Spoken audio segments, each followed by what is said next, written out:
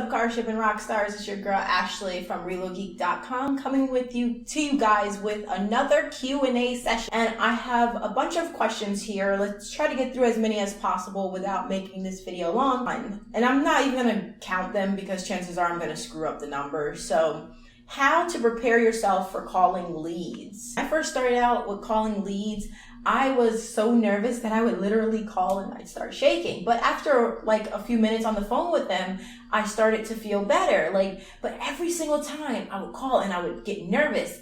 And so one day I sat down and actually thought about it. I'm like, well, what exactly is making me nervous? Is it the call itself, or is it the fear of hearing no? Or what is it and how can I fix it? So through thinking about it, I realized that if I think of these calls as my friends or an opportunity to educate these clients, then chances are I'm not going to be as nervous. And then instead of it feeling like a sales call, it starts feeling like an opportunity to help somebody. So that's what I would do. I literally would sit there, hype myself up and say, Ashley, this is an opportunity to kick ass. This is an opportunity to talk to somebody about moving across country. And that's where my whole plan to market to people that are moving across country came in, because I figured I really like talking to people that are about to make a giant move, a change in their life. I feel like I'm making a difference.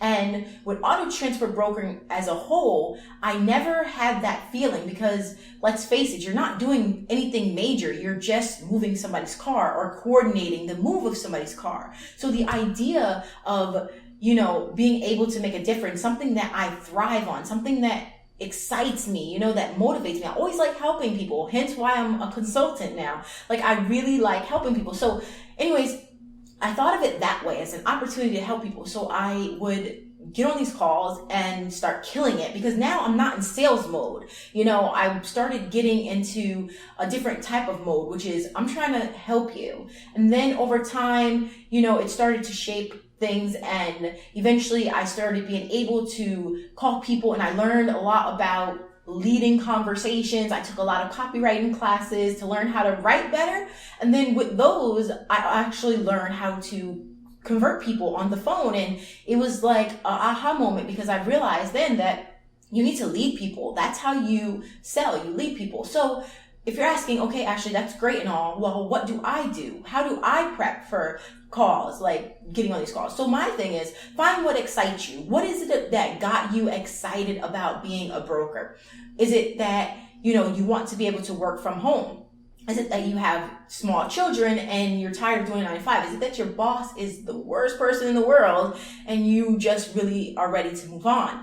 Whatever that something is that builds that fire inside of you, take that and use that. Think about it right before you get on a call. Look at yourself in the mirror and say, you know what? I gotta do this, because if I don't do this, I gotta go back to that crappy boss. And who wants to work for him? He was scratching money off the top of my paycheck or whatever it was, So think about that. Find what burns you inside that gets you to do this, and chances are you're gonna kill it on the phone. So I hope that answers that question, which goes into the next one. The key to winning over customers, which I answered that. The key to winning over customers is adding value. I always talk about adding value. And if you really want to win over your customers, you need to provide value. If you're not providing value, who wants to do business with you? So if you want to win over customers, find a way to show your value. And it goes back to that fire inside. People can feel your passion. They know when they listen to you, whether you're scared. It's like a dog or a wolf. They sense blood, or a shark senses blood, right? Let you bleed in the ocean. The shark senses the blood. Well, it's the same thing. Customers can tell if you're nervous. I'm pretty sure they knew I was nervous. And customers can tell when you're confident. And customers can tell when you're passionate. So even they don't know where that passion's coming from. So your passion might be coming from, like I said, that fire to not have to go back to that 9 to 5 and work for that guy, or that woman, So use that passion, and they're going to sense that. They're going to feel that. And that's going to help you win over a lot of customers, along with, quoting right and standing out and being able to provide value. Those things are going to help you win over customers. All right, moving on. The next question. Phone numbers, 800 versus local. That's a great question. 800 versus local. All right, so when I first started my business, I always have stories for you guys, but when I first started my brokering business, I had an 800 number because I felt like that's what you needed. Like if you want to, I talked about this in another video, but I want it to be big. I wanted to appear bigger than I was. So I had this intricate phone system with Grasshopper and it was great. Let me tell you, it was phenomenal. But what I realized is that when I would call leads, they would be like, didn't you just call me? Can you stop calling me? I never requested a quote. I'm pretty sure you've heard these things before, right? And so what I realized was that it was because a customer sees an 800 number and they continuously see 800 numbers. So everybody that's calling them, chances are they have an 800 number, right? So when I switched over to a local number, I saw the difference. People didn't say as much as those things as to, oh my God, didn't you just call me? Or, oh my God, didn't stop calling my phone. I never requested leads. Like I didn't get that as much.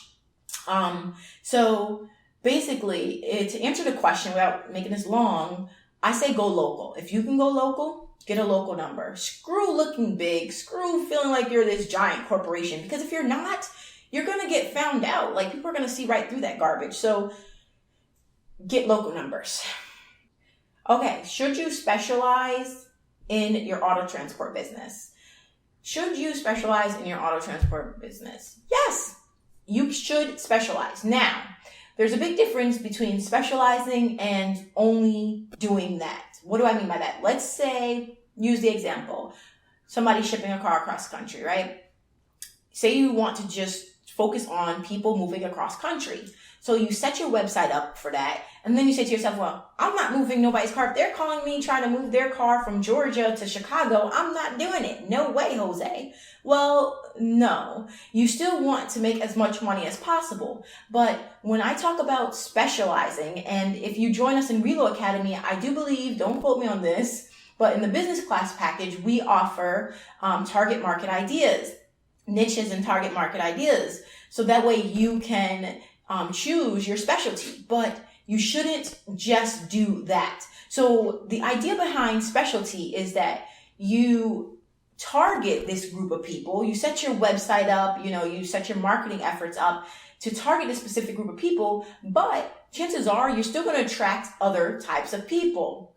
For instance, choose Under Armour. Under Armour is a brand that targets a certain type of fitness people, sports, strength. They're big on I will. But a lot of people I see out there aren't athletes. A lot of people that wear that stuff is because they like the brand or they like the message behind it, or that's what they aspire to be. And they still, even though Under Armour is marketing to a certain group of people, they're still attracting a lot more people. Hopefully you understand that. With that being said, with auto transport, again, going back, say you're focusing on people going across country, you still can deal with people who are going north to south, snowbirds or Midwest or wherever. So you still want to get those type of clients, but you are going to market to a specific person. So that way it makes your marketing efforts a lot easier. I hope you understand that. So that's it for this chit chat session. I hope those questions were helpful. I hope you enjoyed this. If you like this video, give it a thumbs up. Don't forget to subscribe. And if you're looking to start your auto transport business and you want all the goodness that's inside of Relo Academy, then join us in Relo Academy 2.0. Head on over to www.reloacademy.com. There's 3 package options. Inside each one, there's amazing goodness going on. So either way, whether you choose the cheapest or the most expensive, you're going to get a ton of value. Thank you guys for watching. And I will see you guys in the next video. Get out there and make moves happen.